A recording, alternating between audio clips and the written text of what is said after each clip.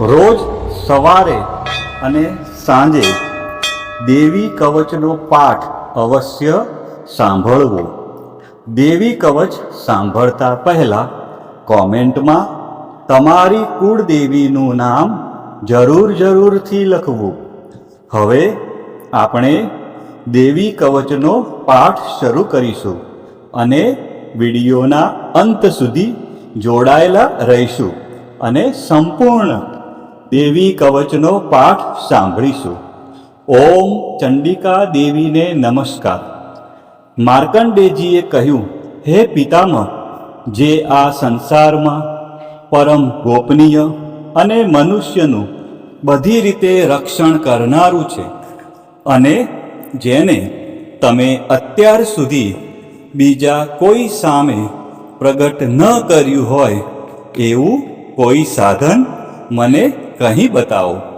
બ્રહ્માજી બોલ્યા, હે બ્રાહ્મણ, એવું સાધન તો એકમાત્ર દેવીનું કવચ જ છે, જે ગોપનીય કરતાં પણ પરમ ગોપનીય, પવિત્ર તથા બધા પ્રાણીઓ ઉપર ઉપકાર કરનારું છે.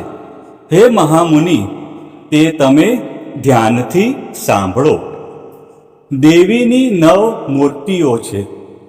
તેમને નવદુર્ગા કહે છે. તેમના અલગ અલગ નામો બતાવવામાં આવે છે.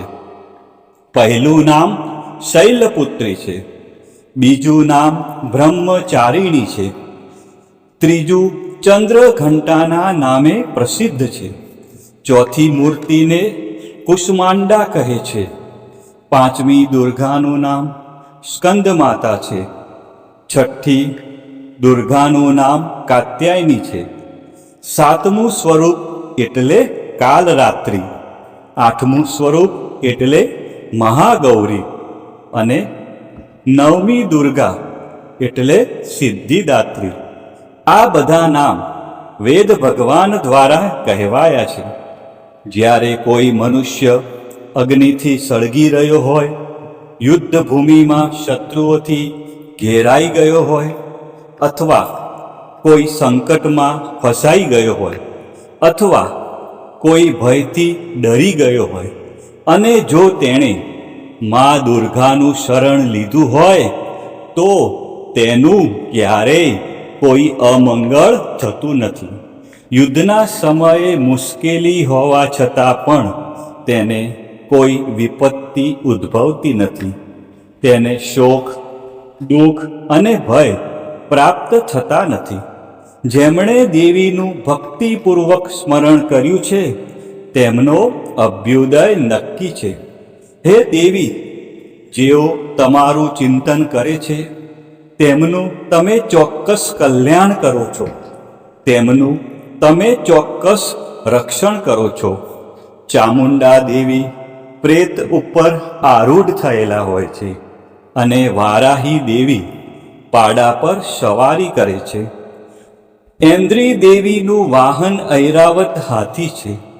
વૈષ્ણવી દેવી ગરુડ પર આવે છે અને માહેશ્વરી દેવી આખલા પર આરૂઢ થયેલા છે. કૌમારી દેવીનું વાહન મોર છે. વિષ્ણુ પ્રિય લક્ષ્મી કમળ પર વિરાજમાન છે અને તેમના હાથમાં લાલ કમળ છે. આખલા પર આરૂઢ થયેલ દેવી ઈશ્વરીએ શ્વેત વસ્ત્ર ધારણ કરી રાખ્યા છે. બ્રાહ્મી દેવી હંસ પર બેઠેલા છે અને બધા જ આભૂષણો ધારણ કર્યા છે. આ બધી દેવીઓ માતાઓ યોગ શક્તિઓથી સંપન્ન છે, જેઓ અનેકવિધ આભૂષણો પહેરવાથી શોભે છે. તેમણે અનેક રત્નો ધારણ કર્યા છે, ક્રોધથી ભરેલી છે અને ભક્તોનું રક્ષણ કરવા રથમાં બેઠેલી છે. આ દેવીઓના હાથમાં શંખ, ચક્ર, ગદા, શક્તિ, હળ, મુસળ, ખેટક, તોમર, કુહાડી, દોરડું, કુંત, ત્રિશૂળ અને ઉત્તમ ધનુષ્ય ધારણ કરેલા છે. દૈત્યોના શરીરનો નાશ કરવો અને ભક્તોને અભયદાન આપવું, દેવતાઓનું હિત કરવું એ તેમના શસ્ત્ર ધારણનો ઉદ્દેશ છે. મહારૌદ્ર રૂપ, અત્યંત ઘોર પરાક્રમી, મહાબલી અને મહા ઉત્સાહ યુક્ત હે દેવી, તમે મહાન ભયનો નાશ કરનારા છો. તમને મારા નમસ્કાર છે. તમારી સામે જોવું પણ મુશ્કેલ છે. શત્રુઓનો ભય વધારનારા હે જગદંબિકા દેવી, મારું રક્ષણ કરો. પૂર્વ દિશામાં ઐન્દ્રી દેવી મારું રક્ષણ કરે. અગ્નિ ખૂણામાં અગ્નિશક્તિ, દક્ષિણ દિશામાં વારાહી દેવી તથા નૈઋત્ય ખૂણામાં ખગધારિણી દેવી મારું રક્ષણ કરે. પશ્ચિમ દિશામાં વારુણી દેવી અને વાયવ્ય ખૂણામાં હરણ પર સવારી કરનારા દેવી મારું રક્ષણ કરે. ઉત્તર દિશામાં કુમારી દેવી અને ઈશાન ખૂણામાં શૂલધારિણી દેવી મારું રક્ષણ કરે. હે વૈષ્ણવી દેવી, તમે નીચેની બાજુએ મારું રક્ષણ કરો. આ જ પ્રમાણે સબ જેનું વાહન છે તે ચામુંડા દેવી, દસે દિશાઓમાં મારું રક્ષણ કરો. જયા દેવી આગળની બાજુએ અને વિજયા દેવી પાછળની બાજુએ રક્ષણ કરે. ડાબા ભાગે અજિતા દેવી, જમણા ભાગે અપરાજિતા દેવી મારું રક્ષણ કરે. ઉદ્યોતિની દેવી શિખાનું રક્ષણ કરે અને ઉમા દેવી મારા મસ્તક પર વિરાજિત થઈને મારું રક્ષણ કરે. માલાધરી દેવી મારા કપાળનું અને યશસ્વીની દેવી મારી ભમરોનું રક્ષણ કરે. ત્રિનેત્રા દેવી ભમરોના મધ્ય ભાગનું અને યમઘંટા દેવી નાસિકાઓનું રક્ષણ કરે. શંખીની દેવી બંને આંખોના મધ્ય ભાગનું રક્ષણ કરે અને દ્વારવાસીની દેવી કાનોનું રક્ષણ કરે. કાલિકા દેવી ગાલોનું તથા સાંકરી દેવી કાનોના મૂળ ભાગોની રક્ષા કરે. સુગંધા દેવી નાસિકાઓની અને ચર્ચિકા દેવી ઉપરના હોઠનું રક્ષણ કરે. અમૃતકલા દેવી નીચેના હોઠનું અને સરસ્વતી દેવી જીભનું રક્ષણ કરે. કૌમારી દેવી મારા દાંતનું અને ચંડિકા દેવી કંઠ ભાગનું રક્ષણ કરે. ચિત્રઘંટા દેવી ગળાની ઘંટિકાનું અને મહામાયા દેવી તાળવાનું રક્ષણ કરે. કામાક્ષી દેવી દાઢીનું અને સર્વમંગલા દેવી મારી વાણીનું રક્ષણ કરે. નીલગ્રીવા દેવી કંઠના બહારના ભાગનું અને અન્નનલિકાનું. કૌબેરી દેવી રક્ષણ કરે. ખગીની દેવી બંને ખભાઓનું અને વ્રજધારિણી દેવી મારા બંને બાહુઓનું રક્ષણ કરે. દંડીની દેવી બંને હાથોનું અને અંબિકા દેવી આંગળીઓનું રક્ષણ કરે.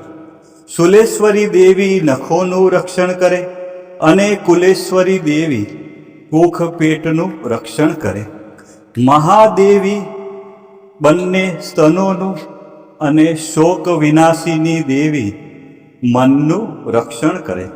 લલિતા દેવી હૃદયનું અને શૂલધારિણી દેવી ઉદરનું રક્ષણ કરે. કામિની દેવી નાભીનું અને ગુહેશ્વરી દેવી ગુહ ભાગનું રક્ષણ કરે. પૂતના દેવી અને કામિકા દેવી લિંગનું અને પાડાને વાહન બનાવનાર દેવી ગુદાનું રક્ષણ કરે. ભગવતી દેવી કટી પ્રદેશનું અને ઘૂંટણોની રક્ષા વિંધ્યવાસીની દેવી કરે. સર્વ કામનાઓ પૂરી કરનારા દેવી જંઘાઓનું રક્ષણ કરે.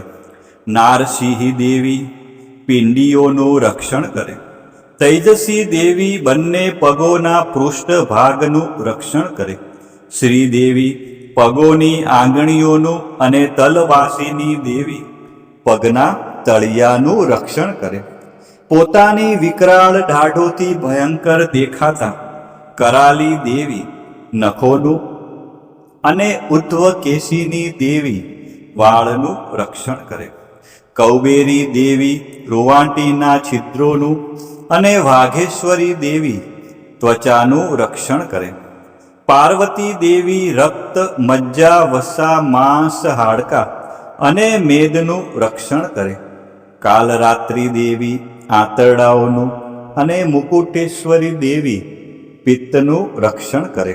પદ્માવતી દેવી કમળ કોષોના મૂળ આધારનું અને ચૂડામણી દેવી કફનું રક્ષણ કરે. જ્વાળામુખી દેવી નખોના તેજનું અને અભેગા દેવી સમસ્ત સાંધાઓનું રક્ષણ કરે. હે બ્રહ્માણી દેવી, તમે મારા વીર્યનું રક્ષણ કરો. હે છત્રેશ્વરી દેવી, મારી છાયાનું રક્ષણ કરો. હે ધર્મધારિણી દેવી, મારા અહંકાર, મન અને બુદ્ધિનું રક્ષણ કરો. હે વ્રજ ધારણ કરનાર દેવી, મારા પ્રાણ, અપાન, વ્યાન, ઉદાન અને સમાનનું રક્ષણ કરો. કલ્યાણથી શોભતા હે દેવી, મારા પ્રાણનું રક્ષણ કરો. યોગીની દેવી રસ, રૂપ, ગંધ, શબ્દ અને સ્પર્શનું અને હે નારાયણી દેવી, તમે મારા સત્વ, રજ અને તમો ગુણનું રક્ષણ કરો. વારાહી દેવી આયુષ્યનું રક્ષણ કરે. વૈષ્ણવી દેવી ધર્મનું રક્ષણ કરે.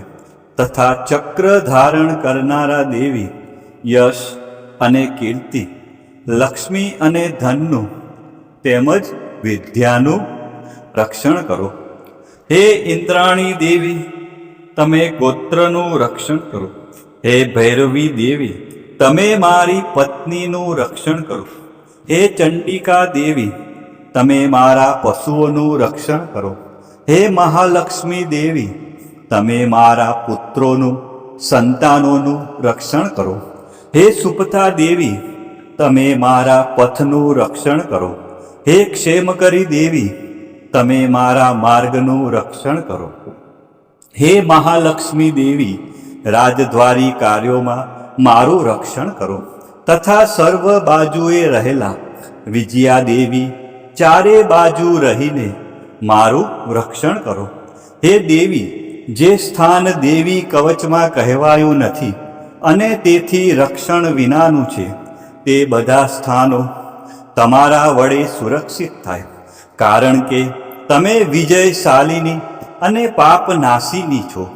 મનુષ્ય પોતાના શરીરનું ભલું ઈચ્છતો હોય તો તેણે દેવી કવચનો પાઠ કર્યા વિના એક ડગલું પણ ભરવું નહીં. દેવી કવચનો પાઠ કરીને જ યાત્રા કરવી. દેવી કવચના પાઠથી બધી બાજુથી સુરક્ષિત થયેલો મનુષ્ય જ્યાં જ્યાં જાય છે ત્યાં ત્યાં તેને ધન લાભ થાય છે તથા સઘળી કામનાઓ પર વિજય પ્રાપ્ત થાય છે. તથા તે જે અભિષ્ટ વસ્તુનું ચિંતન કરે છે તેને તે અચૂકપણે પ્રાપ્ત કરી લે છે. તે મનુષ્ય આ પૃથ્વી ઉપર અતુલ ઐશ્વર્યને પામે છે. દેવી કવચથી રક્ષાયેલો મનુષ્ય નિર્ભય થઈ જાય છે.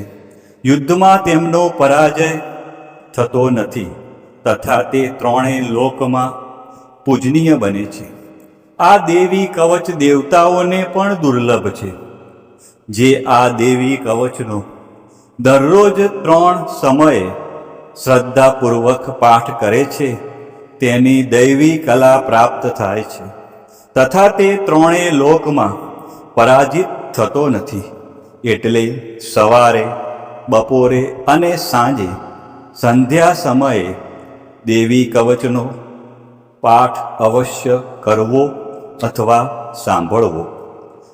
દેવી કવચ કરનાર લોકોમાં પરાજિત થવાનો ડર રહેતો નથી તથા તે અપમૃત્યુથી રહિત થઈને 100 કરતાં પણ વધુ વર્ષ જીવે છે. દેવી કવચ ધારણ કરનારા મનુષ્યની રાજા તરફથી સન્માન અને વૃદ્ધિ થાય છે. આ દેવી કવચ મનુષ્યના તેજની વૃદ્ધિ કરનારું અને ઉત્તમ છે. આ દેવી કવચનો પાઠ કરનારો મનુષ્ય પોતાની કીર્તિથી શોભા પામીને પૃથ્વી ઉપર પોતાના સુયશ સાથે સાથે વૃદ્ધિ પામે છે.